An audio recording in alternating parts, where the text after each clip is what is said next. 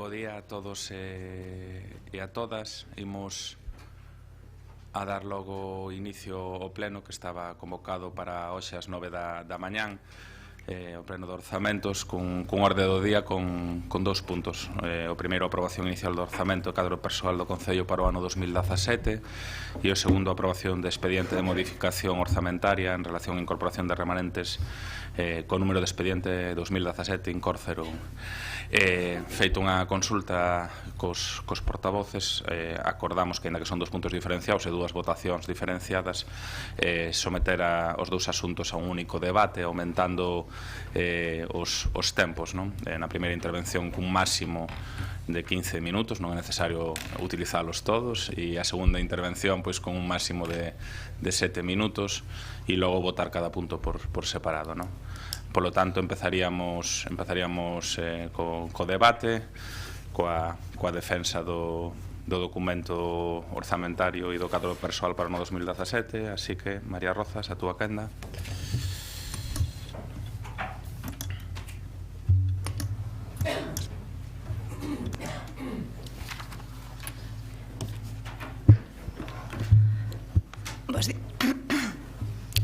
Bos días a todos e a todas. Os orzamentos do ano 2017 superan os 106 millóns de euros de forma consolidada, xuntando os orzamentos do Concello, do Auditorio de Galicia e das empresas municipales de transporte e turismo, TUSA e Incolsa. O orzamento do Concello é de case 103 millóns de euros, 102.980, 350,55 euros, é un orzamento claramente expansivo, é un orzamento que se incrementa en comparación co ano anterior un 3,6%, é o orzamento que ten o Concello máis elevado dende o ano 2010, dende fai 7 anos. Grazas en parte a este crecemento débese en parte grazas pois á captación de fondos alleos que tivo lugar durante o ano 2016 e que se ve reflexado neste orzamento nun incremento dun 60%. Grazas a eso pois podemos ter estes orzamentos expansivos. O orzamento continúa coas liñas establecidas o ano anterior, aposta polas políticas sociais e continúa apostando polo mantemento e incrementa pois as políticas culturais e as políticas de medio ambiente. Esas son as dúas novas liñas establecidas neste orzamento. Ademais, que fai unha aposta polos investimentos cun enfoque social, uns investimentos que son sostibles, que procuran pois unha cidade máis accesible e unha protección e defensa do noso patrimonio. Os orzamentos poñen o foco onde debe estar, poñen o foco nas persoas, poñen o foco no medio ambiente, poñen o foco no mantemento e poñen o foco no reequilibrio entre barrios. No eido social continuamos coa liña establecida no 2016, continuamos coa dotación orzamentaria para a ordenanza de garantía básica, de renda básica Compostela máis, para continuar pois construindo esa Compostela máis comprometida co social a medio e a longo prazo. Incrementamos na Concellería do Social o orzamento para o servizo da axuda no fogar nun 14%, prevendo pois novas exencións para as persoas con menos renda, prevendo melloras do servizo na axuda do fogar e prevendo tamén a eliminación da lista de espera. Incorporamos tamén na parte do social unha partida para reformas de 4 pisos de propiedade municipal para continuar co programa de atención ás persoas en teito, programa de emerxencia social, utilizando pisos que levan en desuso pois case desde a súa adquisición, fai moitos anos. Continuamos co gran contrato de mantemento, que xa iniciamos o ano pasado por valor de 1,2 millóns de euros, porque creemos e temos esa aposta de que é necesario continuar investindo en manter a rede viaria do noso Concello para suplir pois o déficit do último mandato coñecido por todos. E incorporamos novas liñas, como decía antes, incorporamos novas apostas. Facemos unha aposta pola Compostela cultural, por iso é o orzamento de cultura o máis elevado dende o ano 2011, incrementándose un 14%. E cumplimos ao mesmo tempo pois co noso compromiso de reducir paulatinamente as subvenciones nominativas. Facémolo no Departamento de Cultura, onde se reducen un 36% e ao mesmo tempo se sacan subvencións competitivas, en concorrencia competitiva para desenvolver actividades culturais. Facemos tamén nestes orzamentos unha aposta polo respeto ao medio ambiente, por uns orzamentos que respeten o medio ambiente. Por iso incrementase o orzamento de medio ambiente en máis dun 10%. É o orzamento desta concellería máis elevado dos que se coñecen na historia do Concello de Santiago. Apostamos por máis eficiencia enerxética, por sendas verdes, por restauración ambiental, por unha mellora na xestión dos residuos. Hai diferentes actuacións, son moitas, pero por mencionar algunha en concreto temos instalacións de parques infantís, instalacións de cubertas para os parques infantís, sendas peonís no río Sar, renovación do alumeado público por un importe de máis de 1.700.000 euros, o cal pois permitirá renovar o alumeado público de forma máis respetuosa co medio ambiente, permitirá reducir a emisión de toneladas de CO2 ao mesmo tempo que permite un aforro económico para o Concello de máis de 200.000 euros. Tamén incorporamos partidas para a xestión dos residuos urbanos, apostando pola compostase. Incorporamos unha partida para a depuradora da Adar nos nosos orzamentos, para que no caso de que o resto da administración se decidan apostar por este investimento tan necesario, demandado desde fai tanto tempo, pois nós teñamos eses fondos xa previstos. Son, por outra banda, uns orzamentos que recuperan os dereitos dos traballadores e traballadoras da casa, dos que prestan un servizo público. Recuperan unha perda de dereitos nos últimos anos importante, unha perda de dereitos de todo traballador no público, en xeral nas administracións públicas, pero en concreto no Concello de Santiago pois máis acusante. Estes orzamentos que traemos hoxe aquí foron votados de forma favorable, de forma unánime, cun voto favorable por todas as centrais sindicais do Concello, algo que non é nada habitual, algo que pois non se recordaba neste Concello en caso anterior. En investimentos cabe destacar pois o carácter social, como decía antes, primáronse aqueles investimentos que melloraban a accesibilidade na nosa cidade, que eliminaban barreras arquitectónicas, que facían unha protección e unha defensa do patrimonio, investimentos tamén que eran demandas veciñais desde facía moito tempo. Por poñer dous exemplos coñecidos por todos, está a reurbanización do Castro Endouro e a rúa Batalla de Clavijo. Hai obras en instalacións educativas, hai obras especialmente, principalmente nos barrios, apostando por ese reequilibrio territorial, hai obras relacionadas ca protección do patrimonio e da accesibilidade. Exemplos, o ascensor na rúa de Triacastela, demanda veciñal desde fai moitos anos, axudas para a instalación de ascensores en vivendas de barrios obreiros, rebaixe de beirarrúas en Fontiñas, obras adicionais de accesibilidade, o Castelo da Rocha, o Camiño Portugués, Caramoniña, Casa das Máquinas, son exemplos que están neste orzamento e son exemplos de demandas pois casi históricas da veciñanza de Santiago. Son tamén estes orzamentos, por primeira vez no Concello, uns orzamentos participativos. Incorporan pois por primeira vez o resultado dun proceso de orzamentos participativos aberto a toda a poboación, un total de 1,1 millóns de euros, que son o resultado directo da participación cidadá e do que os veciños e veciñas de Santiago pois votaron, non? Foi a veciñanza quen decidiu de forma directa a que se destinaban eses recursos públicos, e foi pois unha experiencia que continuaremos, que afonda na participación da veciñanza de Santiago e nos mecanismos de decisión e de democracia directa. Son uns orzamentos participados, pero non só porque implantamos o modelo e o proceso de orzamentos participativos para que votaran a veciñanza, senón tamén porque estes orzamentos foron uns orzamentos participados co diferente tecido asociativo, incorporando as súas demandas, e foron tamén uns orzamentos nos que pois intentamos que houbese unha integración por parte das propostas dos grupos da oposición. Fixemos, pois, dende fai meses, dende o mes de outubro, un diálogo amplio coa oposición, coa man tendida, un diálogo no que fixéronse importantes esforzos por parte do Goberno para que estes orzamentos pois nos representaran a todas e a todos. De forma que o resultado é un orzamento expansivo, un orzamento que coloca o foco principalmente no mantemento da cidade, en facer de Compostela unha cidade máis accesible, eliminando barreiras arquitectónicas, un orzamento que coloca foco no equilibrio entre barrios a hora de escoller os investimentos e que coloca o foco no respeto ao medio ambiente, nas políticas sociais e nas políticas culturais. Moitas gracias. Gracias, María. Rubén Cela, a túa quenda.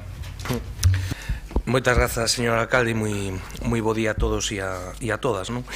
Estes días que tiven a oportunidade de reler as actas de plenos dos últimos anos nos que tivo lugar a aprobación inicial ou definitiva do orzamento municipal, puiden constatar algo que tamén condiciona a miña intervención, e é que adoitamos ser bastante tediosos neste debate e, ademais, adoitamos, eu especialmente, a cargalo dun relatorio de cifras, de porcentaxes, de mencións a cumprimentos ou incumprimentos de determinados tipos de criterios contables, como a regra de gasto, como a capacidade ou necesidade de financiamento ou outro tipo de cuestións, que desde o noso grupo entendemos que en grande medida ás veces son cuestións accesorias que desvían o fundamental que hai detrás dun orzamento. Por que digo isto? Porque para o Bloque Nacionalista Galego o debate orzamentario fundamentalmente que é un debate político e en moita menor medida un debate de técnica contable, porque o orzamento non é outra cousa que a plasmación en cifras, en números, das prioridades políticas dun goberno para un período determinado. Nese sentido, como debate político que entendemos que, creemos que non se pode valorar o contido desta proposta de orzamento sin ter en conta o contexto no que se dá. Santiago ten hoxe un goberno en minoría, e que se esa minoría non lle resta, desde logo, desde o noso punto de vista, un ápice de legitimidade, unha posibilidade democrática é igual de válida que un goberno con maioría absoluta ou un goberno en coalición. Iso sí, un goberno en minoría non pode gobernar como se tivera maioría absoluta, ten a obriga non só de dialogar, senón de consensuar e acordar. E por outra banda está a oposición, que tal e como entendemos nós, ten unha importancia vital para o funcionamento de calquera institución democrática, que se concreta en dúas grandes tarefas que para nós son complementares, pero tamén son inseparáveis. Por unha banda, fiscalizar a acción de goberno e, polo tanto, criticar e denunciar aquelas cousas que non se fan ben ou que se poden facer mellor, e, por outra banda, ter unha actitude propositiva e estar sempre en predisposición a chegar a acordos que sobrepoñan os intereses da veciñanza e o beneficio de Santiago sobre calquera outro interés. Tendo en conta iso, a hora de abordar o debate orzamentario, pois o goberno que lle toca é gobernar e, polo tanto, presentar en tempo e forma unha proposta de orzamentos, e a oposición o que lle toca é facer oposición, que para non se concreta en fiscalizar o proceso de elaboración dese orzamento e a súa resultante final, e, por outra banda, en facer propostas e estar en predisposición a chegar a acordos beneficiosos para o conxunto da cidadanía. Con ese criterio foi co que o Bloque Nacionalista Galego encarou o proceso de negociación e de elaboración da proposta de orzamento municipal para o ano 2017, tendo presente que só existían 3 escenarios posibles. E recalco isto, 3 escenarios posibles. Primeiro, que o grupo de goberno non acadase os apoios suficientes para sacar adiante unha proposta de orzamento e que, polo tanto, optase por prorrogar o orzamento de 2016. Opción 1. Opción 2, que o grupo de goberno non acadase os apoios suficientes e, tal e como marca a lei, fixese uso da súa facultade de vincular o debate orzamentario a unha cuestión de confianza. E opción 3, negociación e acordo que viabilizase a aprobación dun orzamento para Santiago para o exercicio de 2017. O Bloque Nacionalista Galego optou claramente pola terceira, porque tamén claramente era e é a menos mala para Santiago de Compostela. Por qué? Bueno, porque un escenario de prórroga do orzamento de 2016, desde o noso punto de vista, sería dobremente lesivo para Compostela. Lesivo porque sería repetir un orzamento que non era bo e que se demostrou que non era bo. E, en segundo lugar, porque, como saben, cando se prorroga un orzamento, prorróganse todos os capítulos agás o capítulo de investimentos, o que supón para un goberno en minoría, con toda a probabilidade, un ano absolutamente paralizado e perdido para Santiago de Compostela. Por qué? Pois porque o debate dunha moción de confianza, a segunda das opcións, desde o noso punto de vista sería un debate falso, porque todos e todas sabemos que non se concretaría unha moción de censura con posibilidades de prosperar. E, polo tanto, como marca a lei, quedarían os orzamentos aprobados ao cabo dun mes, iso sí, con dous elementos que non son menores. En primeiro lugar, co dano que provocaría a imaxe e a credibilidade da cidade e da institución, e creo que despois dos anos que nos precederon é o último que precisa Santiago, e porque nese caso quedaría aprobado tal cal a proposta do grupo de goberno sin capacidade de realizar emendas ou alegacións por parte dos grupos de oposición. E había unha terceira opción, que era dilatar artificialmente todo este proceso e facer que se aprobara un orzamento pois, o máis tarde posible. Eso o que crearía pois, unha dificultade executiva para que se pudera materializar mínimamente o orzamento, porque canto máis tarde se aprobe, evidentemente, máis difícil será de executar.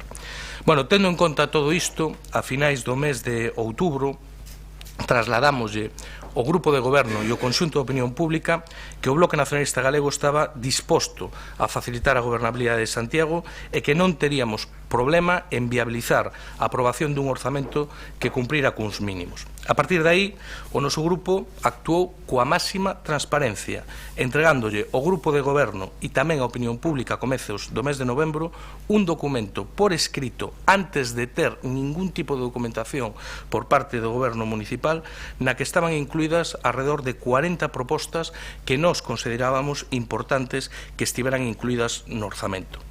Nese aspecto, fomos moi claros e transparentes. Se globalmente o grau de inclusión desas propostas era alto, votaríamos favorablemente a ese orzamento e se non o era, non o faríamos. A partir de aí, houve unha negociación complexa que non estivo exenta de dificultades, intensa, na que nós fomos especialmente exixentes, convencidos e convencidas de que esa exigencia non era para conseguir nada para o BNG, sino que era para conseguir moito para a veciñanza de Santiago. Que propostas incluímos nesa negociación? Pois incluímos dous tipos de propostas. Por unha banda, demandas que nos trasladaran colectivos sociais da cidade, desde AMPAS, por exemplo, a demanda da AMPA do Apóstolo Santiago de traslado da Escola Municipal de Música, a demanda da Federación de AMPAS a respecto de novas medidas de conciliación ou experiencias piloto en materia de actividades extraescolares ou en mellorar e aumentar a capacidade de mantemento e de conservación dos centros públicos de Santiago, demandas dos colectivos veciñais, como a demanda da Asociación de Veciños de Galeras do Arranxo da Casa das Máquinas, a demanda da Asociación A Xuntanza de San Pedro de remodelación da Rúa Trias Castela, a demanda da Asociación de Veciños Nova Xeira de Figueiras da Senda Peonilo Pedroso, a demanda da Asociación de Veciños do Casteñeiriño de Novos Parques Cubertos, como moitas outras. Tamén do asociacionismo comercial. Unha das propostas que pusemos en riba da mesa é unha das demandas históricas da Asociación Santiago Centro, que ha de ter un novo aparcadoiro público e de xestión pública para o ensanche compostelano Campus Sur, ou a demanda da Asociación Compostela Monumental dun viveiro de empresas na zona histórica que finalmente non se recolleu nesta proposta. Tamén dos clubes deportivos da cidade, así hai esa proposta de Cidade da Raqueta, demanda tanto da Federación de Squash, de Badminton e de Tenis de Mesa e de colectivos e de grupos tan importantes como o propio Club Arteal ou de persoas tan senlleiras na nosa comarca como Borja Bolán. Tamén dos usuarios e usuarias da piscina de Sar, ese cambio da cuberta, ou a creación dun skate park en Compostela que, como podemos comprobar todos aquí, é unha demanda da Asociación de Skaters de Santiago. Tamén incluímos demandas de colectivos específicos como os dos motoristas con medidas de seguridade viaria ou dos propios traballadores municipais, non só como facía referencia a concelleira a respecto da recuperación de parte dos dereitos perdidos estes anos, sino tamén con outro tipo de propostas de reestruturación, por exemplo, do servicio do Parque de Bombeiros, tal e como demandaban os traballadores. E, por outro lado, o que fixemos foi trasladar acordos plenarios, acordos plenarios como que haxa a inclusión dun plan de emprego juvenil, a recuperación e o cuidado do Parque Urbano das Hortas, a necesidade de buscar unha solución ao problema do aparcadoiro no Chus, a creación dunha rede de aparcadoiros para bicicletas, un maior investimento no mantemento das pistas do rural, unha maior dotación de marquesinas e postes informativos no transporte público, o arranxo de rúas, beirarrúas e mobiliario urbano do campus universitario, o adecentamento do entorno onde se celebrou o banquete de Conxo, retomar os traballos do Plan Especial das Bañas do Sar ou a previsión da construción dunha planta de compostaxe a medio prazo, entre moitas outras cuestións. Quere dicir isto que se recolleron todas as peticións do Bloque Nacionalista Galego? Pois non. Quedaron no tinteiro cuestións para nós importantes, como o arranxo da Rúa de Concheiros, como a creación dunha nave de asociacións, como o arranxo e aumento dos baños públicos en Compostela, como a creación dunha liña de subvencións para facilitar o cambio de titularidade dos locais con licencias antiguas, como a creación dun departamento de inspección dos servicios externalizados ou como a creación dese viveiro de empresas. É evidente que nunha negociación, se é real, e esta o foi, implica cesións por todas partes, houboas, e nos entendemos que a resultante, sendo mellorável, fai desta proposta unha proposta moito mellor que a inicial. Ademais, dentro deses 106 millóns de euros, os que facía referencia a concelleira, hai outro tipo de cuestións que nos parecen moi positivas deste orzamento, como a maior captación de fondos externos, xa a través da EDUSI, da subvención para o cambio de luminarias, ou o incremento moi notable tamén do Plan Único da Diputación, o incremento de algunhas partidas moi sensibles dos servicios sociais, o incremento tamén de dous ámbitos que para o Bloque Nacionalista Galego sempre foron especialmente importantes nesta cidade, como é a política cultural ou a política medioambiental ou a recuperación de dereitos laborais. Quere dicir isto que o Bloque Nacionalista Galego está de acordo con todo o que pon este orzamento? Pois tampouco, non? Hai aspectos cos que somos especialmente críticos, a empezar polo cambio que hai incluído nas bases de execución a respecto da fiscalización previa. Somos críticos a respecto do modelo de subvencións nominativas, que sendo certo que comentaba a concelleira de que ten unha reducción do 36%, non é menos certo que, a pesar desa reducción, sigue sendo maior a cuantía que o último ano do Partido Popular. Somos críticos a respecto do montante global a respecto de políticas activas de emprego ou a non creación dese servicio de inspección dos servicios externalizados, que para nós era unha cuestión tremendamente importante. Polo tanto, e a modo de conclusión e para ir rematando esta quenda, gustaríame dicir dúas cuestións, non? Este non é orzamento que faría o Bloque Nacionalista Galego. Tampouco pretendimos nunca que o fose, porque non somos conscientes de que a competencia de elaborar un orzamento é exclusiva de quen goberna. O que intentou facer honesta e humildemente o Bloque Nacionalista Galego foi melloralo e atender máis e mellor algunhas das necesidades máis urxentes que ten hoxe Santiago. O noso é un posicionamento de responsabilidade con Compostela, e co noso voto entendemos que Santiago consigue varias cousas. Primeira, que Santiago teña un orzamento.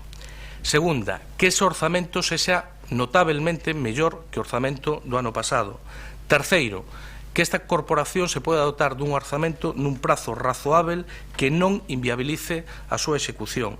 E cuarto, conseguimos incorporar unha serie de propostas que melloran sustancialmente algúns dos seus aspectos. E eu, por último, quixera facer unha última reflexión. Creo que todos nós, as organizacións políticas, os grupos mediáticos e, en xeral, en moitas ocasións sobredimensionamos o debate orzamentario. Dedicamos moitísimas horas, moitísimo tempo a falar dos orzamentos, e é moi importante porque é a norma fundamental que vai a rexir o futuro da institución. O que non aparece nos orzamentos non se vai facer. Ahora, que apareza nos orzamentos, lamentablemente, non é ninguna garantía de que se faga. O último exercicio que temos pechado, 2015, sinalaba que o capítulo 6 de investimento tivo un grado de execución do 27%, é dicir, o 73% do que estaba orzamentado para facer en obras, en equipamentos, non se fixo. O avance que temos da liquidación do 16, pois vai por un camiño, se non igual, moi similar. E, polo tanto, nós o que decimos é que o noso apoio a este orzamento, desde logo, non é ningún caste de cheque en branco para o goberno municipal. O noso apoio a este orzamento é un apoio á saída menos mala, mellor para Compostela, e se fomos moi exixentes no proceso de negociación, seremos todavía moitísimo máis exixentes no proceso de fiscalización da súa execución. Eu creo que o Goberno Municipal de Santiago ten unha moi boa oportunidade para traballar e para demostrar que é un goberno de fiar, que cumple cos seus acordos. Eu agardo que non o desaproveito. Moitas gracias. Gracias, Rubén Cela. Señor Paco Reyes, a súa quenda. Gracias, señor alcalde. Bos días, compañeiras e compañeros de corporación. Hoxe abordamos neste pleno o debate sobre o segundo proxecto de orzamentos do período 2015-2019, o correspondente ao exercicio 2017, presentado polo Goberno de Compostela Aberta. Do mesmo xeito que iniciei a miña intervención no debate dos orzamentos de 2016, dicindo que todo o proceso de negociación previo resultara para o Grupo Municipal Socialista unha decepción, tanto polas formas como polo resultado, nesta ocasión debo dicir, en xustiza, que o proceso foi o correcto, tanto formal como funcionalmente. O proxecto de orzamentos que se presenta hoxe a pleno, a xuízo do Grupo Municipal Socialista, presenta aspectos positivos e tamén presenta algunhas ausencias. A nosa posición ante os mesmos e o noso voto son a consecuencia lóxica de poñer nun prato da balanza o positivo e noutro prato as carencias observadas. Comezarei a miña análise polo positivo. En primeiro, nos observamos a diferencia do ano pasado no capítulo de investimentos que se recollen diversos proxectos que responden a acordos plenarios. Unha das nosas demandas en todo este primeiro ano e medio de goberno de Compostela Aberta, o respeto aos acordos plenarios e o seu grau de cumprimento. O 25% dos proxectos de investimentos son a consecuencia de acordos plenarios. Certo que nos gustaría que esta participación fose maior, pero queremos crer que se iniciou unha senda que ten que continuar e ampliarse nos exercicios futuros. Teño que remarcar que as iniciativas e alegacións presentadas polo Grupo Socialista enmarcáronse en dous eidos. O primeiro, que partía dun plantexamento de respeto ao Grupo de Goberno para que realizase unha proposta na que o PSDG pedía a inclusión de acordos plenarios, que derivou nun anteproxecto que recolleu un total de 9 promovidos polos socialistas, o que representaron o 45% dos acordos plenarios incluídos. Pero máis importante para o Grupo Municipal Socialista que o aspecto cuantitativo está o cualitativo. Incluíronse a proposta do Partido Socialista proxectos como a mellora de accesibilidade de Triacastela, que vai supoñer unha indiscutible mellora no acceso de todos os veciños de Fontiñas ao centro histórico. Un proxecto noso xuízo moi importante que supón un investimento de 600.000 euros. Igualmente vemos reflectidas as obras de acondicionamento dun parque urbano de referencia na nosa cidade, un parque que forma parte da vida e a memoria colectiva de Compostela para múltiples xeracións de santiagueses como é o Parque da Alameda, cun investimento de preto de 160.000 euros. Houbo elementos para nós importantes como a mellora da sinalización e paneis de comunicación social no rural.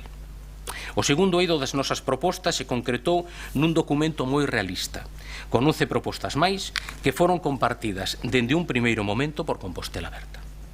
Dende ese momento comenzamos un proceso de traballo máis que de negociación clásica e así, mentres algunhas propostas xa foron inmediatamente incorporadas aos orzamentos, colaquelas que expoñían problemas por cuestións competenciais, de límites orzamentarios ou mesmo de xestión, se iniciou un traballo común para buscar solución a ditos obstáculos. E o certo é que, con matices, as 11 propostas socialistas foron finalmente incluídas no proxecto de orzamentos que hoxe se somete a votación.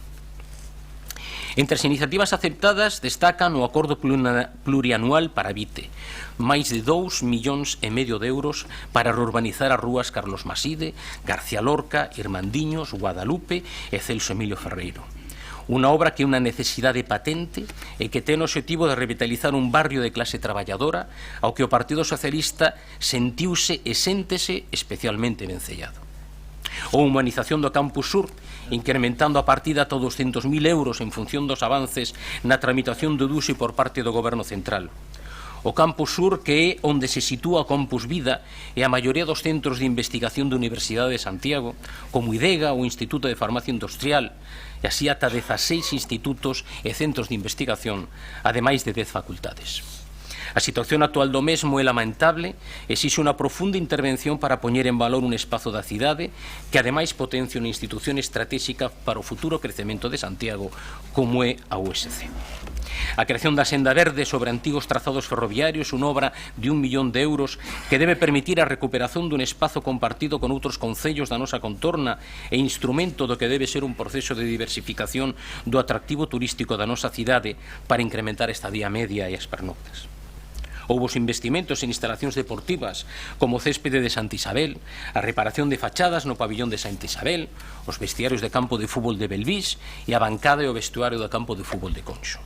Houbo investimento do 100% do incremento da recaudación do IBI resultante da revisión catastral realizada no rural de Santiago en 2016 e cobrada con carácter retroactivo e que, pendentes de coñecer a cifra final que debe facilitar o catastro, estimamos que a súa cantía pode roldar o medio millón de euros e que vais invertir íntegramente no rural. Ou máis aló dos investimentos de capital, programas de política social como compromiso de incorporar o servicio de axuda ao fogar a ese 30% de usuarios que neste momento están en lista de espera, agardando que se lles poida prestar o servizo. Un obxectivo de lista de espera cero para que ningún veciño ou veciña de Santiago, ninguna familia compostelá que quede exenta da prestación deste servicio se o necesita. Este é un obxectivo de política social necesario e ambicioso que ao longo de 2017 está comprometido que sexa unha realidade. Ou vinculado á política social, o compromiso político de exixir a Xunta de Galicia a posta en marcha dun centro de día para o rural de Compostela, o espazo para os maiores, que se contempla no noso programa electoral e que foi compartido por Compostela Aberta. Un compromiso político que se vehiculizará a través do Concello e dos grupos parlamentarios no Parlamento de Galicia, do PSDG e de En Marea.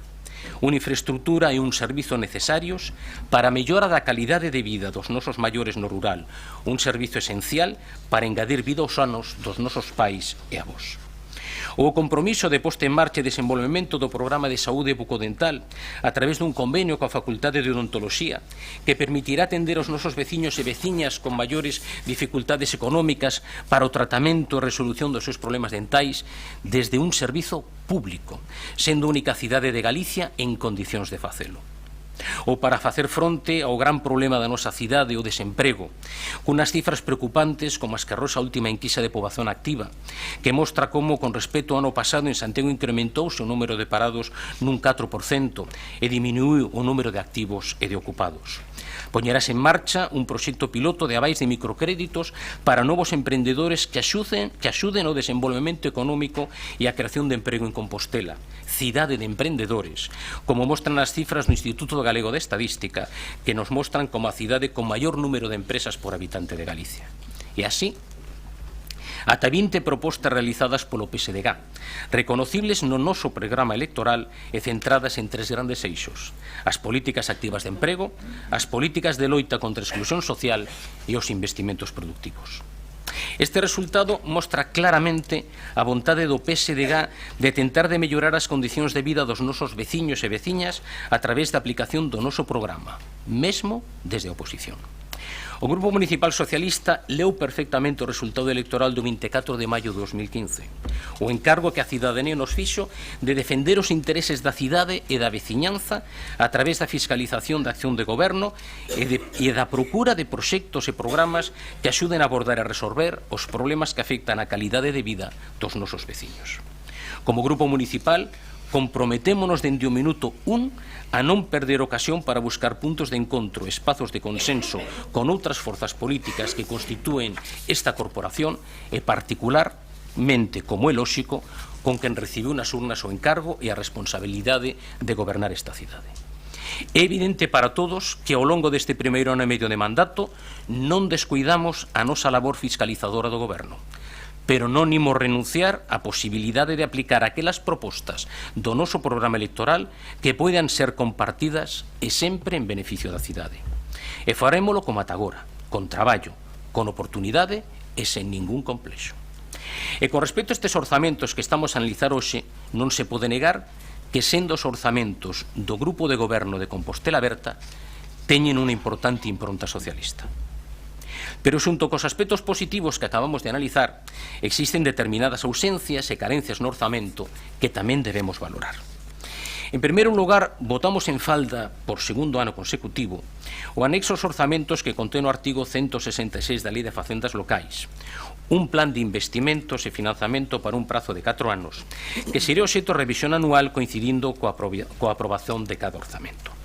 Estamos convencidos no Grupo Municipal Socialista que paga a pena explorar espazos de consenso para a elaboración dese plan actualizable. Este ano xa temos algunha experiencia de acordo en investimentos plurianuais, como a reurbanización que se vai a cometer en Vite xa comentada. Entendemos que esa é unha liña de traballo que debe ampliarse. Tamén votamos en falta nestes orzamentos, en cumprimento do estipulado na Lei Xeral de Subvencións e no seu regulamento de desenvolvemento, o Plan Estratégico de Subvencións, entendendo este plan como o instrumento necesario para conectar a política de asignación orzamentaria aos rendementos e obxectivos alcanzados en cada política pública xestionada a través de subvencións, como indica a exposición de motivos do citado regulamento. Pensamos neste sentido nas subvencións como instrumentos de política social para a reducción do risco de exclusión social. Preocúpanos que o plan económico financeiro non fose aprobado pola Xunta. Como pode afectar iso aos orzamentos deste ano? Temos a espada de Damocles sobre o Concello de que se incumprimos ese plan económico financeiro quedaríamos sometidos a tutela financeira. Observase ademais a previsión dun incumprimento da regra do gasto por 3,5 millóns. Con independencia da consideración que nos mereza dita regra, con esa independencia, se se confirma, estaríamos condenados a elaborar e aprobar un novo plan económico financeiro, entrando nun auténtico bucle de incumprimentos e co horizonte da tutela financeira. Preocúpanos tamén que o incremento de ingresos correntes é inferior ao de gastos correntes, un 2% por un 4%, coas tensións que isto poderá supoñer nun futuro, pois isto unido ao incremento da débeda pode chegar a cuestionar o cumprimento do principio de estabilidade nun futuro próximo. Tamén o obxecto de preocupación que no capítulo 4 de gastos correntes, transferencias correntes, de ingresos correntes, transferencias correntes, para entendernos, as achegas de outras administracións baixen aquelas con destino ao MAT, a muller e a fomento de emprego, aínda que aumenta o POU da Diputación. Sorpréndenos tamén que o fondo de contingencia só contemple a cuantía de 100.000 euros, cando xa coñecemos as sentencias judiciais que obrigan ao pago dos intereses e a recarga con respecto ao edificio de bombeiros de Salgueiriños. Con respecto á fiscalización dos gastos, preocúpanos que se estenda a fiscalización limitada previa tamén aos expedientes de contratos de obras, os expedientes de contratos de suministracións en xeral, expedientes de contratos de asistencias técnicas e servizos e os expedientes de adquisición e allamentos patrimoniales.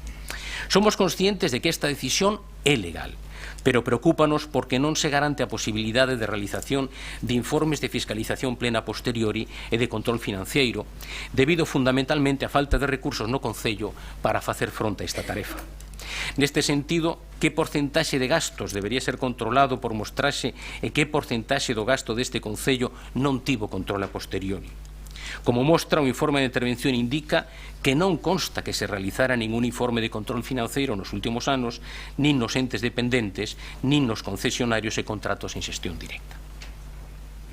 En relación á proposta de modificación orzamentaria, en relación á incorporación de remanentes de crédito do orzamento 2016 prorrogado 2017 e a consecuencia do cambio de proxectos de actuación EDUSI por unha cuantía de 260.170 euros con 70 céntimos, que é o segundo punto da orde do día de hoxe e que se debate conxuntamente, entendemos que a forma máis ortodoxa de abordar a cuestión da achega por parte do Concello da súa porcentaxe de financiamento do programa, o 20%, será cancelar a parte correspondente do crédito que se solicitou en 2016 para financiar a checa do Concello EDUSI, solicitar un novo crédito para 2017 ou ben adicar esa cantidade á hora de preparar o proxecto de orzamentos, priorizando este gasto sobre outra partida e, en todo caso, non orzamentar un gasto do programa EDUSI superior ao ingreso esperado pola subvención da Unión Europea.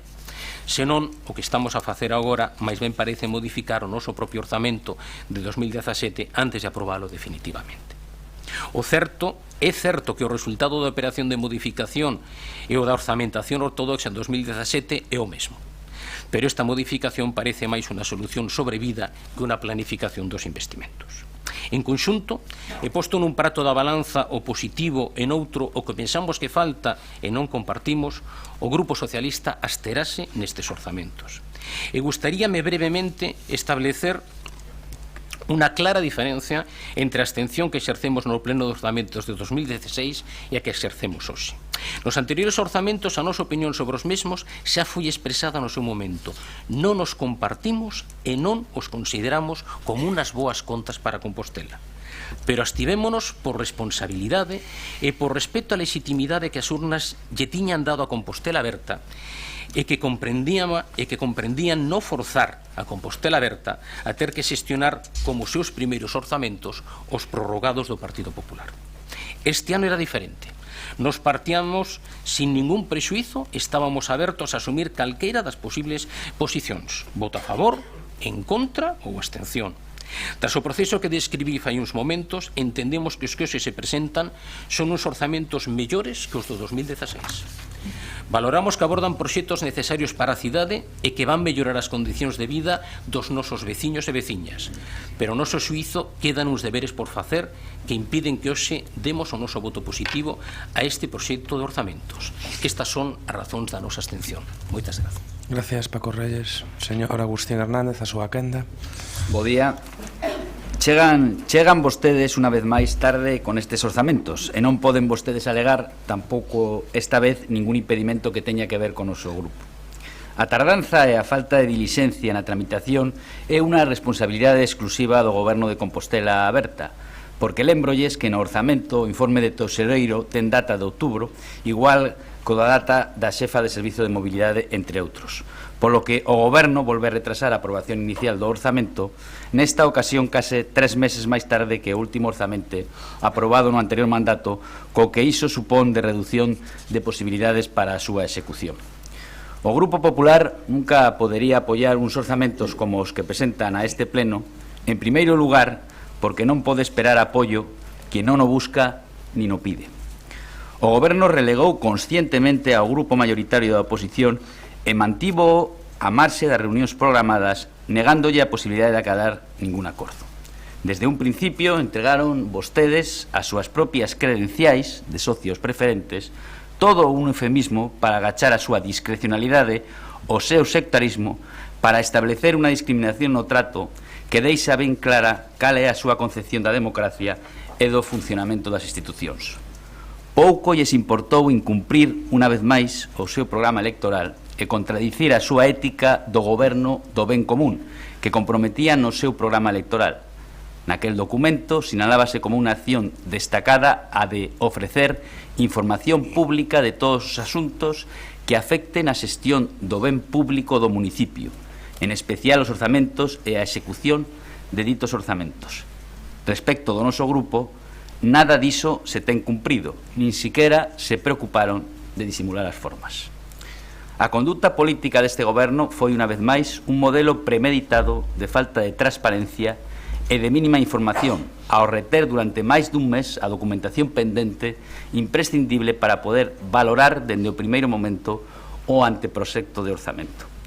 Desprezaron, por certo, a opinión e participación de quen democráticamente representa máis de 15.000 veciños e veciñas de Santiago de Compostela. A súa prioridade nunca foi, ni está a ser tampouco no día a día do Concello, transparentar e facilitar a información sobre a súa xestión, sino tratar de acadar pactos nos despachos a marxe dos intereses da gran maioría da veciñanza. Esqueceron aquilo que predicaban no seu programa de que a xestión debe ser participativa. Durante semanas reiteramos o noso dereito a unha información que nos foi adiada de forma sistemática. Ata o mércores 1 de febreiro non dispusemos da clasificación orgánica e detallada dos gastos, o orzamento do Auditorio de Galicia, as bases de execución e o informe económico financeiro.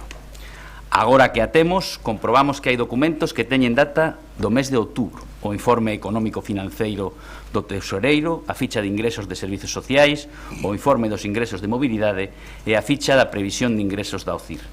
E aínda hoxe carecemos do avance da liquidación do derradeiro trimestre do orzamento de 2016, porque aínda que vostedes xa tiñan elaborado e enviado un avance desa liquidación final ao Ministerio a finais de xaneiro, a nós só nos fixeron chegar a liquidación ata setembro. Podemos afirmar que houve un desprezo manifesto a unha parte moi importante da cidadanía que non foi escoitada nin tida en conta a hora de darlle información, e fíxose de forma premeditada e continuada tratando de ignorar ao Grupo Popular. A guinda da súa actuación foi o envío dos orzamentos ao informe dos técnicos cando, segundo a súa propia versión, aínda estaban abertas as negociacións. Ese proceder debería motivar por sí mesmo o rexeitamento do noso grupo, pero hai moitas outras cosas que nos fan ser críticos co propio contido do documento. Hai reducións moi significativas. As inversións son inferiores ás de 2015, con orzamentos moi similares en termos cuantitativos. A cuantía destinada a inversións redúcese respecto do último orzamento do Goberno Popular en máis dun 15%. Claro que é maior que a de ano pasado, porque o investimento de 2016 foi o máis baixo dende 2012 en plena crise económica. As inversións neste orzamento de 2017 están por baixo da media do período 2010-2015. Non hai unha aposta decidida pola promoción e o apoio aos sectores productivos do Concello. Descenden en preto de 5 millóns de euros, un 33% respecto do orzamento de 2015, as actuacións de carácter económico destinadas a comercio, mercados, turismo, promoción económica ou medio rural. Tamén se reduce a cuantía destinada a desenvolvemento empresarial un 22% inferior a 2015 e incrementan, iso sí, respecto do ano pasado, a partida de gastos diversos nun 21,8%, o que pon de manifesto a tendencia á improvisación que ven caracterizando a este goberno. Os servizos á cidadanía tamén se ven afectados neste orzamento. Os considerados servizos públicos básicos, tráfico, policía, recollida de lixo, limpeza viaria, abastecemento de auga, continúan a liña descendente iniciada por Compostela Aberta, cunha reducción nesa área de gasto de 900.000 euros respecto a 2015, destacando a minoración en seguridade e orde público, bombeiros e, sobre todo, protección civil, que se reduce nun 17%. Tamén decrece o servizo de atención ao cidadán, un 28% respecto ao ano 2015 e un 58% respecto ao 2013, a pesar de ser considerado un servizo fundamental ata o punto de que Compostela Aberta comprometía no seu programa dispoñer dunha oficina de atención cidadá. O mesmo acontece coa Oficina Municipal de Protección a Consumidores e Usuarios, que reduce a súa dotación un 53% respecto de 2015, a pesar da súa importancia para informar e tramitar reclamacións en casos, por exemplo, como o recente temporal. Resulta sorprendente, ademais, que este departamento que dirixe o señor Barba, o aínda futuro concelleiro socialista, tivera mellor trato cun goberno do Partido Popular que o recibido por este goberno que di considerar ao seu partido como socio preferente. O apoio deste goberno ao emprego vese cuestionado cun orzamento cada paso máis escaso. Respecto do ano anterior se reduce nun 15%.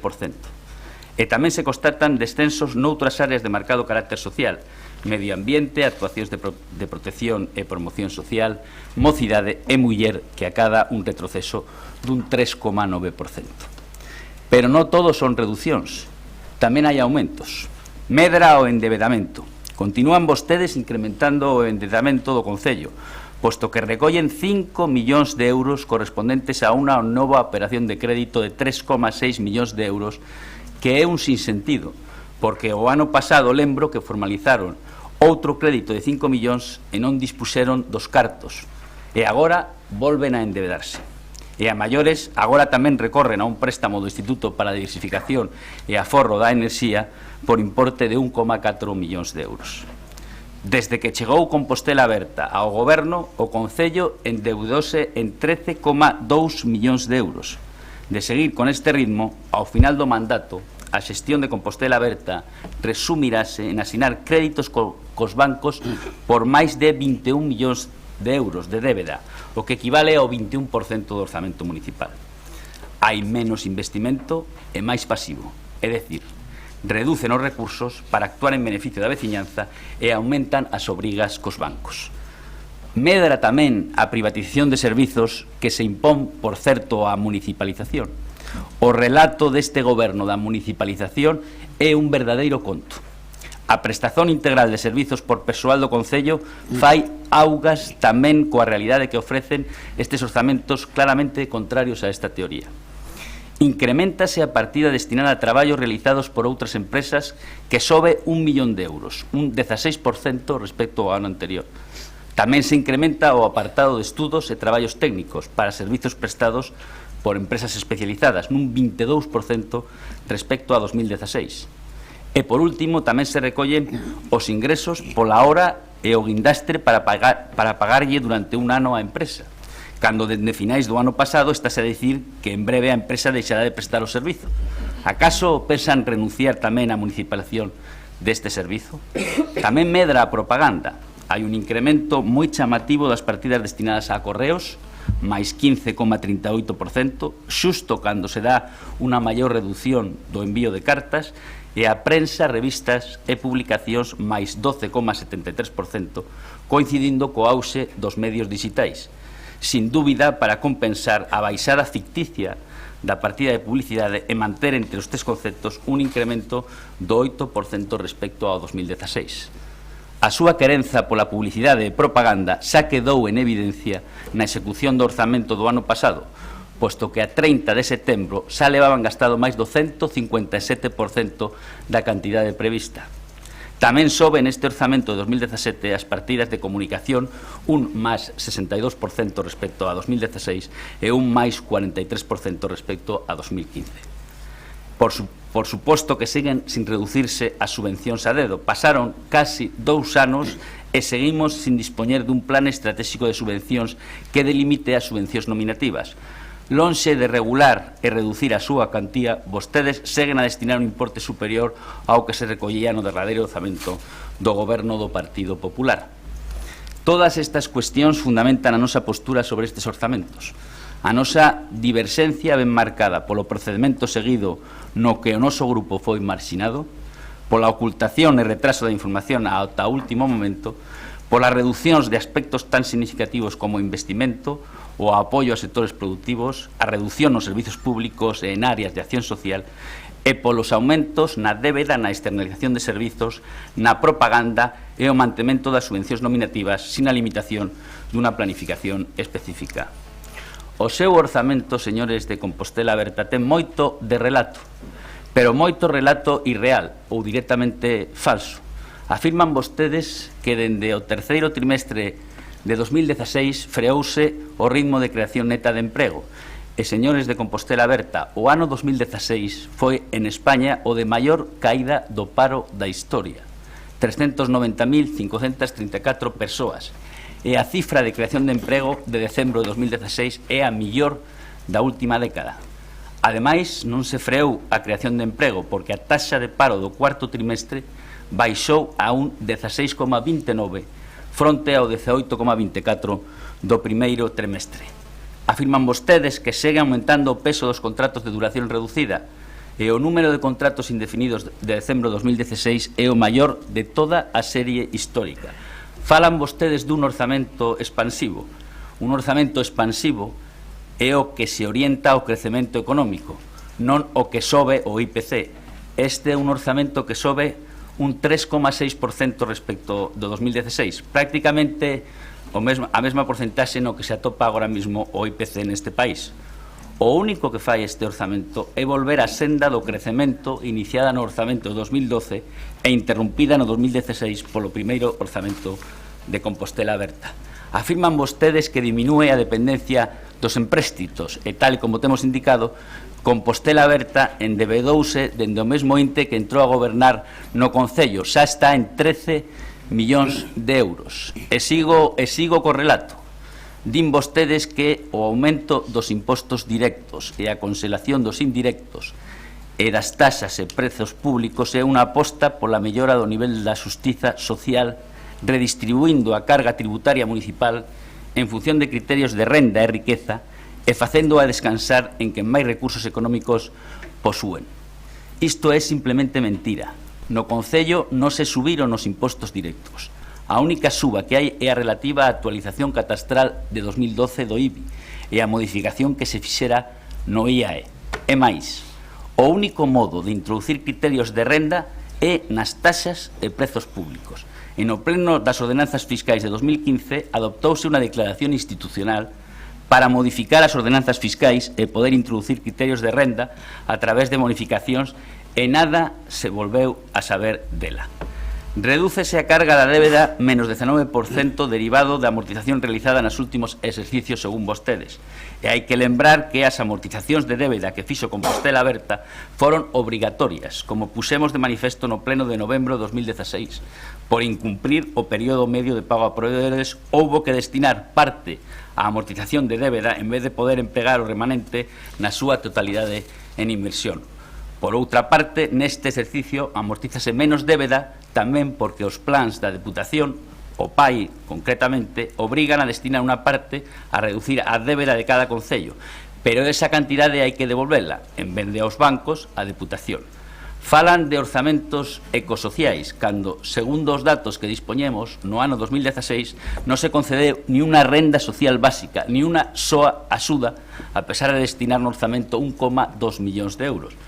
Por outra parte, cando mencionan un aumento do 14% na partida destinada a servicio de axuda no fogar, isto é consecuencia da política da Xunta de Galicia, que incrementou no último trimestre de 2016 o número de horas de dependencia por concello e, polo tanto, tamén a cuantía que xa chega a cada concello. Falan, por último, vostedes de reducción das subvencións nominativas nun 36%. E, señores do Goberno, señora concelleira, pasar de 1.077.473 euros no ano de 2016 a 1.027.283 euros no ano 2017 supón unha reducción do 4,6%, non dun 36%. E remato xa, estamos en definitiva ante un mal orzamento, un orzamento prexudicial para a cidade. Por todo iso, o noso grupo non vai apoiar, como vostedes o buscaron dende o primeiro momento, estes orzamentos para o ano 2017, nin a operación de modificación do orzamento para a chega da EDUSI, que hoxe presentan tamén como segundo punto da orde do día, porque consideramos esta segundo punto da orde do día o remate dunha chapuza orzamentaria en toda regla. Moitas grazas e máis nada. Moitas gracias, Agustín. Pasamos logo á segunda quenda. Terá un máximo de 7 minutos. María Rozas, a segunda quenda. Bueno, pues bons días a todos e a todas. De novo, esperaban a valoración do Partido Popular dos orzamentos máis elaborada e máis seria e máis rigurosa, non? Está claro que as palabras aguantan todo, pero debería revisar mellor os datos se o que quere ser é riguroso. Creo que non é o que quere ser porque sabe perfectamente cales son os datos reais, non? En as miñas palabras nunca dicen que as subvencións nominativas no seu global se reducirán un 36%. Revise as miñas palabras que fixen na primeira intervención. Dicen que as subvencións nominativas do Departamento de Cultura reducíanse un 36% e que empezábamos por ese departamento a reducir as subvencións nominativas. Que faríamos, como compromiso que tivemos con toda a oposición o ano pasado, de forma paulatina, sin crear traumas e problemas no tecido asociativo da cidade, non? A verdade é que facía tempo que non escoitaba tantas inexactitudes xuntas, non? Como do endevedamento, señor Hernández. Cando Compostela Aberta chegou ao goberno, ao Concello tiña un endevedamento de 45 millóns de euros. A 1 de xaneiro de 2017 este endevedamento é de 37 millóns de euros. A 31 de decembro de 2017, segundo as estimacións iniciais que están nos anexos de orzamento que vostede tivo acceso, e tivo acceso con moito máis tempo do que vostede facilitaba a documentación dos orzamentos aos outros grupos da oposición, nese anexo de endevedamento hai 33 millóns de euros a 31 de decembro. Hai un descenso do endevedamento de 37 millóns a inicio de ano, 33 a final de ano, dos 45 millóns que herdamos do goberno do Partido Popular. Estáme dicindo que incrementamos endevedamento? Bueno, creo que é máis que evidente que os datos están aí, por moito que as palabras se digan, os datos son exactos. Non é riguroso falar de recortes do 53% en partidas como a Oficina do Consumidor que teñen un orzamento inicial, e o tiñan no 2015, de 3.000 euros. Non é riguroso, señor Hernández.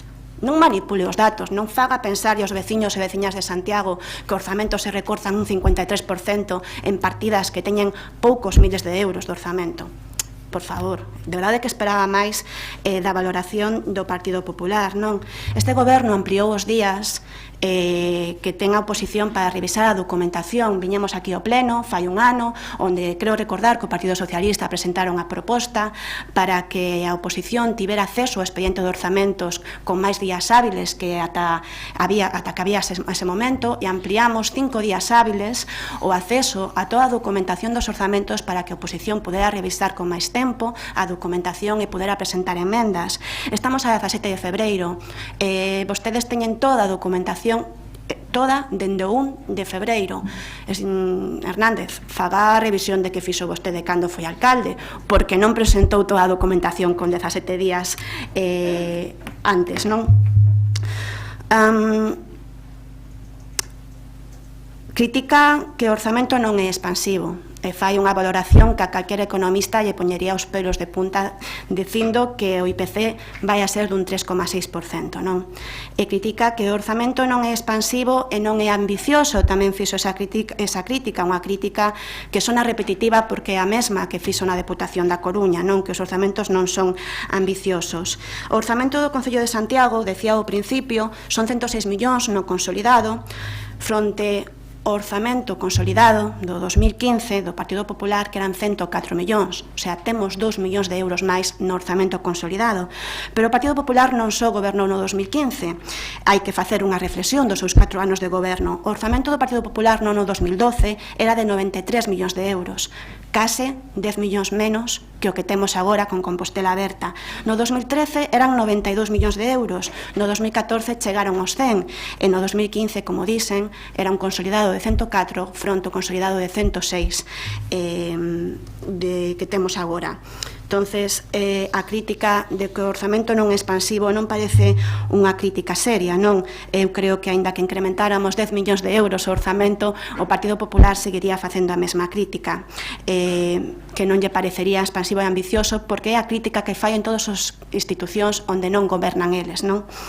Estou segura que o mellor o orzamento do Concello de Ourense sí que lle parece moi ambicioso. Oponse, señor Hernández, os orzamentos máis elevados dende fai 7 anos neste Concello, os orzamentos máis elevados para esta cidade dende fai 7 anos. Oponse ao incremento en gasto en políticas sociais, o incremento en gastos en políticas culturais, en medio ambiente, porque incrementase a pesar de que vostede teña uns datos ou quera dar uns datos equivocados. Oponse a que se realicen as demandas dos veciños, demandas que o seu partido pois non realizou durante 4 anos de goberno.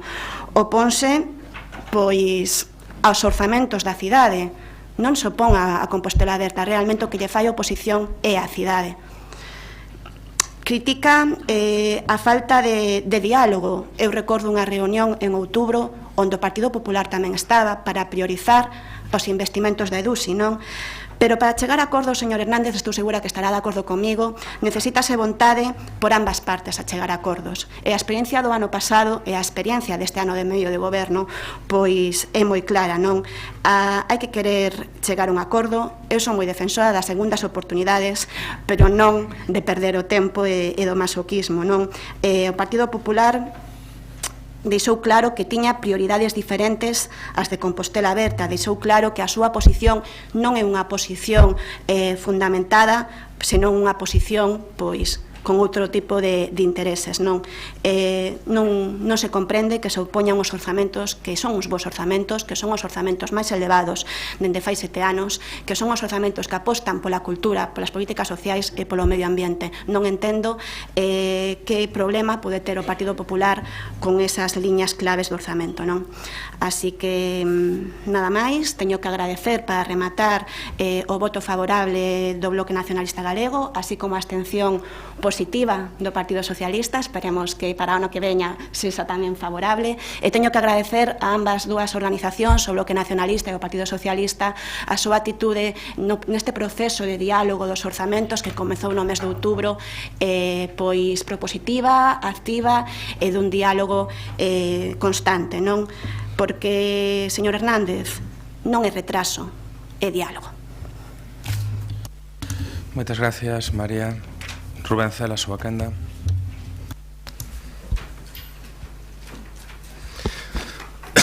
Grazas, señor alcalde. Procurarei non agotar o tempo como na primeira quenda, porque creo que o fundamental da nosa posición xa quedou explicitado, non? En calquera caso, eu quería incidir sobre todo nunha idea, non? Nos nunca acreditamos niso de que canto peor, mellor, non?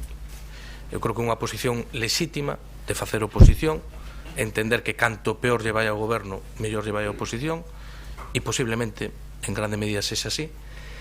Pero eu creo que en determinados momentos hai que saber que canto peor é peor, e que canto peor lle vai a un goberno, peor lle vai a cidade, e, polo tanto, os que estamos aquí representando o conxunto dos veciños e veciñas de Santiago, non só a que nos votaron, pois eu creo que hai que ter a capacidade de ser duros, fiscalizadores, críticos coas cosas que hai que serlo, e tamén hai que ter a flexibilidade e a capacidade de non ter posicións a priorísticas, e ter a capacidade dialéctica de poder falar, de poder consensuar e, sobre todo, poder chegar a acordos que sexan vos paciades. Sinceramente, creo que o facemos moi pouco, e máis alá deste debate orzamentario, creo que hai moitas cousas en Santiago sobre as que pagaba a pena facer unha reflexión conxunta e poder ter máis posicións de cidade en aspectos que son importantes, que, por desgraza, non é o habitual, non? Por que digo isto? Bueno, porque eu creo que hai unha cuestión que é obxectivável, non? E creo que ninguén con criterio e coñecemento pode defender que hoxe Santiago de Compostela estaría nunha situación mellor sin orzamento. Creo que ninguén honestamente pode defender que hoxe Santiago de Compostela estaría mellor co orzamento de 2016 prorrogado. E creo que ninguén honestamente pode defender que hoxe estaría mellor Santiago se este debate se estivera realizando vinculado a unha moción de confianza. Sinceramente, creo que honestamente eso non se pode defender. Que este non é o mellor orzamento posible, sin lugar a dúbidas, e desde logo para o Bloque Nacionalista Galego hai partes deste orzamento tremendamente criticáveis, non? Agora, creo que o obxectivo que é un orzamento considerablemente mellor que o ano pasado, que introduce algúns elementos pois que non son menores, e que en calquera caso pois o que lle van permitir o goberno municipal ter un instrumento e non ter excusas para non poder cumplir con determinado tipo de compromisos. Por que digo isto? Bueno, porque o papel aguanta con todo. O papel aguanta con todo. E eu digo unha cousa, este goberno municipal ten a sorte de contar con unha oposición pois que ten pois un rol constructivo, que non pon paus, e creo que isto é verificable nas rodas necesariamente, nin fai unha crítica que non este fundamentada. Bueno, eu creo que é unha oportunidade para poder implementar e para poder traballar. Tamén digo unha cousa, xa se poden poñer as pilas a partir de mañá, porque desde logo para ter un grado de execución aceptable moito teñen que cambiar as cousas con respecto aos casi 2 anos que nos precederon. Ojalá sexa así, oxalá que a altura do 31 do 12 deste ano teñamos un grado de execución moi alto dese orzamento, porque será bo para Compostela, e oxalá o grado de cumprimento dos compromisos adquiridos co noso grupo e co conxunto da cidadanía a través deste orzamento se podan acabar verificando na práctica, non? Con respecto ás cuestións que certamente non nos gustan, hai algunhas nas que podemos coincidir co Partido Popular ou con outras co Partido Socialista, e moitas outras que nos levamos enunciado ao longo destes meses. Non comparto que a Concelleira de Facenda a xustificación de que chega tarde porque hubo diálogo, nego a maior, eso non é certo, quer dicir, ese diálogo comezou no mes de outubro do ano pasado. Eu creo que este orzamento puidos aprobar en tempo e forma antes do 31 de decembro, e se non foi así, creo que en ningún momento foi porque houbera un proceso de negociación en marcha. De feito, incluso se pediu expresamente que non se paralizara os informes, a petición de informes preceptivos que facían falta para facer este pleno, e que incluso se pudera seguir falando sobre aspectos que non teñan que ver estrictamente co orzamento no tempo que transcurría mentras se facían eses orzamentos. Por lo tanto, eu creo que se aproben a altura de febreiro é unha responsabilidade exclusiva do grupo de goberno. O orzamento definitivo estará aprobado previsiblemente a altura do mes de abril. É certo que vai un cuarto de ano transcurrido, pero tampouco é menos certo que hai capacidade de marxe de maniobra para ter un nivel de execución alto se o goberno funciona, se o goberno se coordina e se o goberno executa, non? E certamente hai, como xa comentei na primeira intervención, cousas que para nós non están todo ben que deberán estar.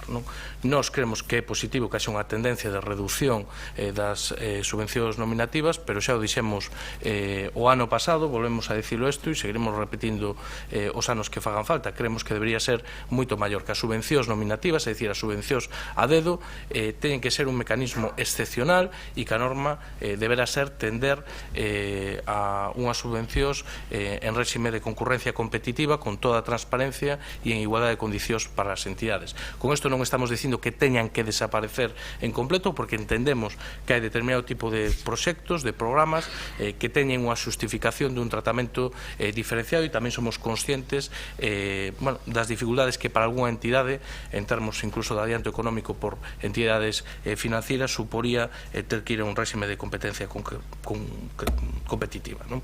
Coincidimos tamén, xa o dixe na primeira intervención, en que creemos que non se dá importancia que se lle debera ás políticas activas de emprego. É certo que se inclúe unha partida que nos demandábamos de 350.000 euros para un plan de emprego juvenil, pero non é menos certo que o montante total con respecto ao ano anterior se ve reducido, e eu creo que esa debería ser unha das grandes prioridades dun goberno municipal. E tamén é certo, tamén facía referencia o voceiro do Partido Popular ao respecto, a política de endeudamento. Por certo, unha política que ven de vello e que tivo un máximo auxe tamén xa hai uns cantos anos co Partido Popular. Eu creo que a política de endeudamento deste Concello é absolutamente irracional, témolo denunciado en moitas ocasións neste pleno.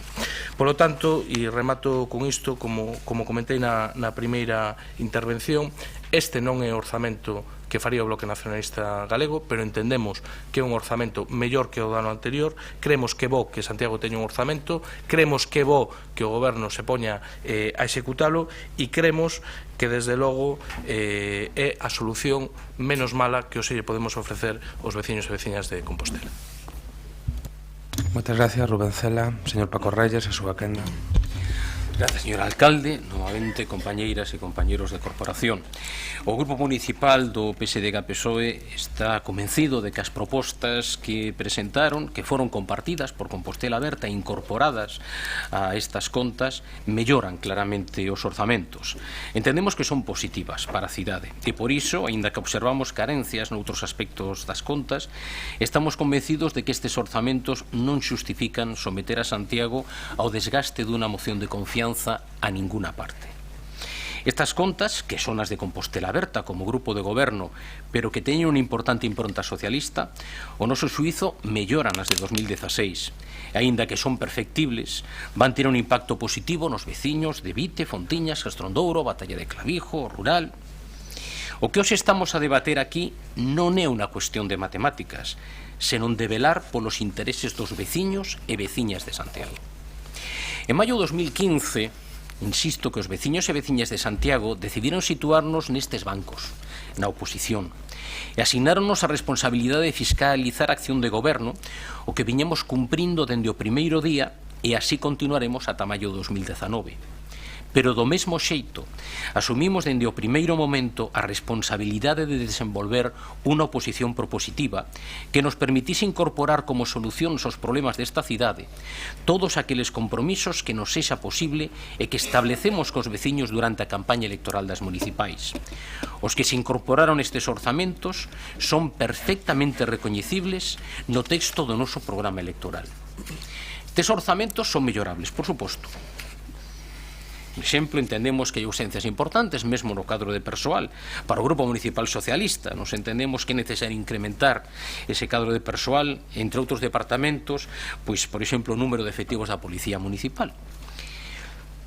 Pero, sinceramente, entendemos que non merecen as consecuencias negativas que tería un non en imaxen, inestabilidade e atraso na aprobación das contas e, por tanto, na súa execución. Porque hoxe se abre unha nova etapa, a de fiscalizar a execución do orzamento. As cifras que hoxe se van a aprobar son importantes, pero máis importante é a realización dos investimentos e os programas sociais e de emprego, que teñen que servir para mellorar as condicións de vida dos nosos veciños.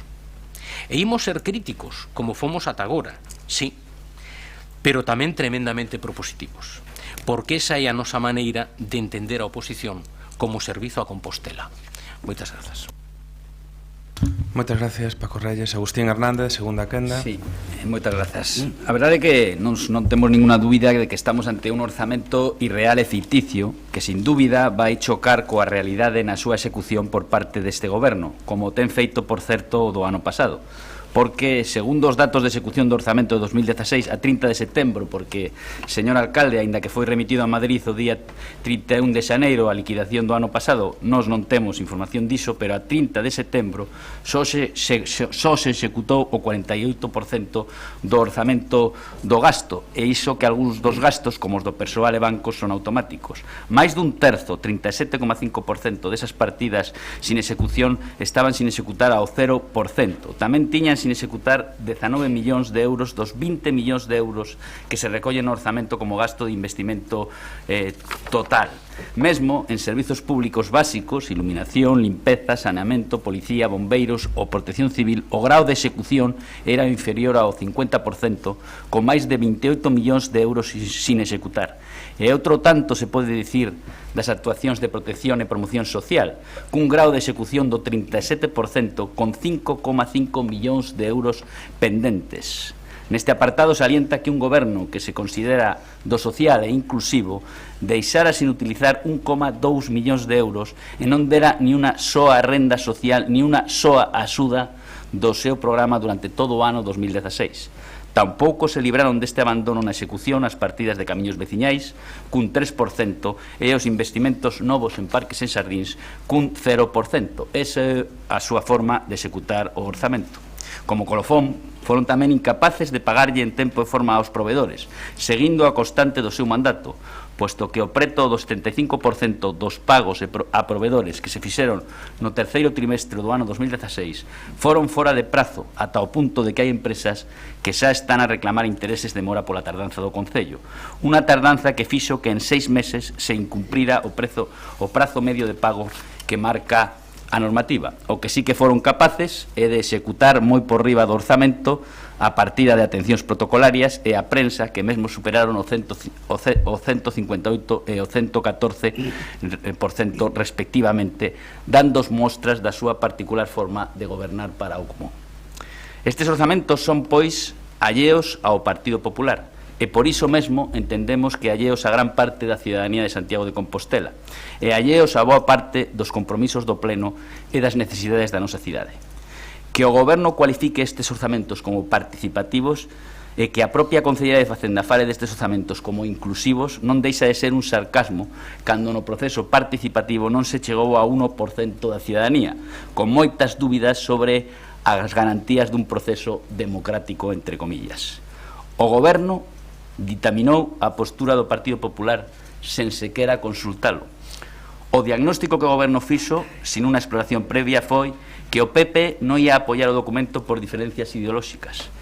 Pero o certo é que nós non vemos ideoloxía nestas contas.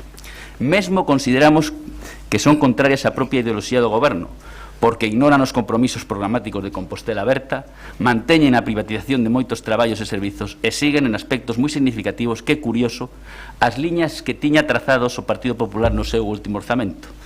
Si por ideoloxía fora, mesmo poderíamos compartir cousas destes orzamentos. Pero o certo é que máis que grandes diferencias ideolóxicas, o que nos vemos nestes orzamentos é unha grande incapacidade. Incapacidade para procurar apoios. Si cadra porque son conscientes da vantaxe e do apoio implícito que lles dá a precaria situación de algún grupo. E incapacidade tamén para axustar a asignación de prioridades ás necesidades reais da cidade. Porque, tal e como tamén sinala a intervención no seu informe, o orzamento ten carencias importantes. Non se recolle nada para o financiamento da mellora da Darda Silvouta, cando hai un convenio asinado con ese fin, e a intervención no seu informe sinala que son compromisos exixibles. Non se recolle na súa integridade a achega municipal para a EDUSI, e por iso tiñen que modificar agora o orzamento antes de que entre en vigor, por non recoller 260.000 euros, o 0,25% do orzamento. É algo inexplicable, sobre todo cando hai 5 meses, no mes de outubro, como demostran algúns documentos, estaban facendo os orzamentos. Todo iso é improvisar, non facer un orzamento con seriedade e con rigor. Dotan vostede de xeito insuficiente o fondo de contingencia, tal como recolle tamén a señora interventora. E a pesar de ter criticado ao Partido Popular por incumplir a regra do gasto no ano 2014 e por incorporar previsións de ingresos pola venda de parcelas para financiar obras, agora vostedes fan o mesmo e recorren a aumentar así o seu orzamento. E por último, fan unha modificación das bases de execución para ampliar a fiscalización limitada, algo legalmente posible, é certo, pero fano, como di a interventora, para excluir trámites esenciais da fiscalización como o informe da asesoría xurídica e os pregos de condicións. Incrementan vostedes o capítulo 1 e tal e como señala tamén o informe da intervención, nos creemos que eso non é conforme á lei e incluso que podería dar lugar a unha impugnación. E non criticamos que suban vostedes o 1% a masa salarial, pero deberían de recoller esa partida no fondo de contingencia. É inaudito o desprezo que amosan vostedes por los informes da intervención desta casa. Eso únicamente, na nosa opinión, pode obedecer a dúas razóns: a ignorancia ou a irresponsabilidade. Calquera das dúas, tremendamente grave. E non está este país para actuar desa forma. Fronte á incapacidade que reflexan estes orzamentos, do que sí que foron vostedes capaces, iso sí, foi de representar o seu particular cortexo, de facerlle as beiras aos outros grupos, de ofrecerlle o seu ganchete para o seu casamento de conveniencia. Non lles importou relegar ao grupo que representa a máis de 15.000 veciños e veciñas deste concello, simplemente por non votar a Compostela Aberta e de poñer de manifesto que o seu é falar, escoitar e participar, pero só cos que pensan como a vostedes. Imos ver o que dura esa reconciliación puntual de intereses e que resultado lle reporta a cidade. Para nós, estas contas de 2017 son unha gran decepción. Foron decepcionantes no proceso de elaboración e de participación. Son decepcionantes na propia asignación de recursos e de prioridades. E aventuramos que serán decepcionantes tamén no seu grau de execución, como xa o foron as do ano pasado. En definitiva, moito nos tememos que estas contas non lle van cadrar ao Goberno, e o que é o peor, non lle van cadrar ao Concello, e que este será outro ano e outra oportunidade perdida para a nosa cidade. Moitas grazas.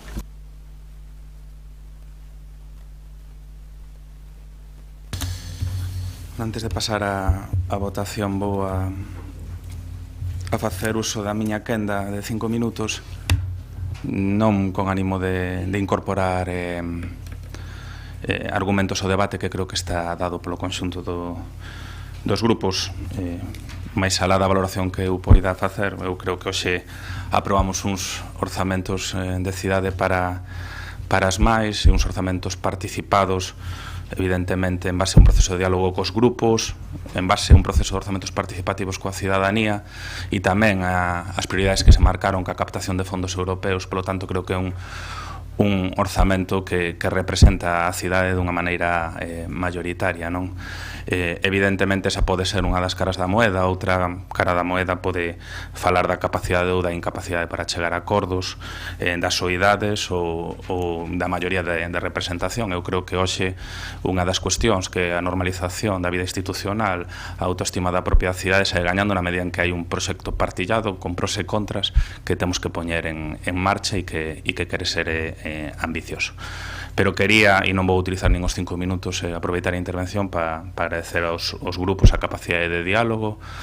Foron moitos meses de múltiples xuntanzas e eu penso que o proceso de diálogo é un proceso onde hai que prorratear esforzos e recoñecementos e nesa medida eu creo que hoxe toca facelo, tanto as comisións que fixeron todo o traballo de fondo como as xuntanzas que houbo no Concello e que acabaron por desbloquear este orzamento, como tamén para todo o traballo técnico que ten unha estrutura orzamentaria de atrás e que tamén hai que recoñecer dentro da casa, non?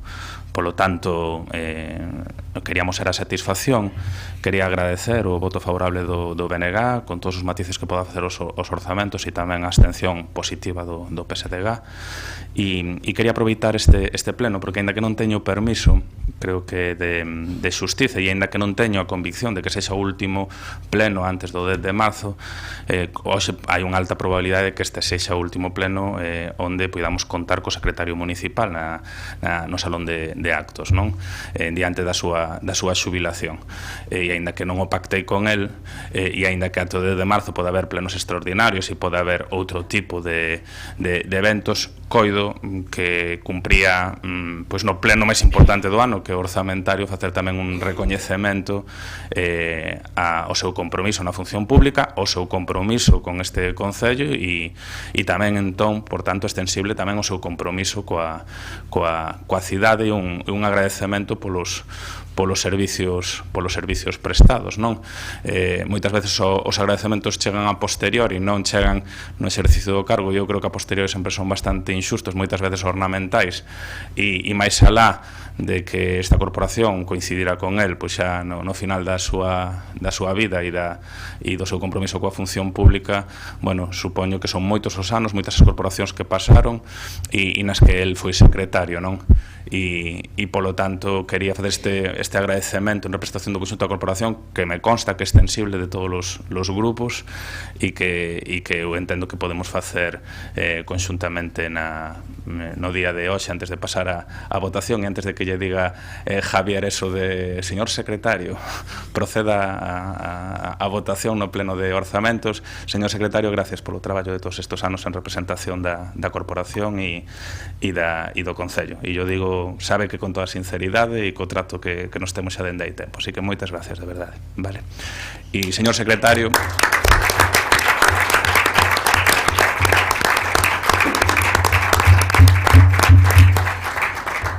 Señor secretario, proceda a votación. Gracias, señor alcalde. Bien, votos a favor da aprobación inicial do orzamento e cadro de personal do Concello por ano 2017. Votos a favor, gracias 12. Votos en contra, gracias 9. Abstencións, gracias 3. De acordo co preceptuado ao principio da sesión, vayamos a votación do segundo punto, que sería votos a favor da aprobación do expediente de modificación orzamentaria en relación á incorporación do remanente con número de expediente 1 do 2017. Votos a favor do tema este da DUSI, gracias 12. Votos en contra, abstencións, gracias 12. Pois levantamos a sesión. Moitas gracias a todos e a todas pola vosa asistencia.